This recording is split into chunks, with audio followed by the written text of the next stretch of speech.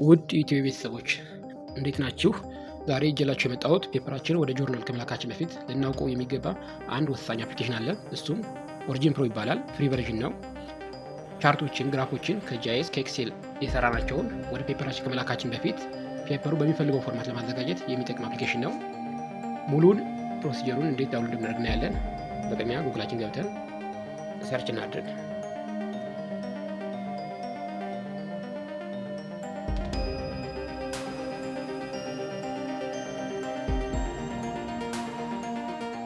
ከነዚህ ውስጥ ትራይ ኦሪጂን ፎር ፍሪ የምትለዋን እንንካት።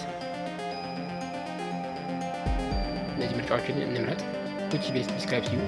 I have never used origin. which is your sector? ስቱደንት ነው እና ልንመርጥ የሚገባው ለርኒንግ ኤዲሽን ፍሪ ቨርዥን ነው። ወራት ውስጥ ላይ ሰለክት ነው፣ ግን እዚህ ውስጥ ልንረሳው አይገባም። ኢንስቲትዩሽናል ኢሜል የግድ ያስፈልገናል። ቫሊድ ዩኒቨርሲቲ ኢሜል ሪኩዌር ዱሪንግ ሬጅስትሬሽን ስማችንን እናስገባ።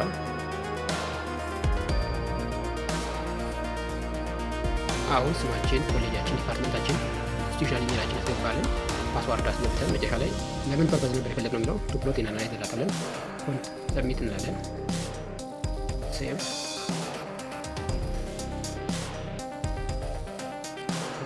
ቀጣ ወደ እንሄዳለን። ወደ ኢሜላችን እንገባለን።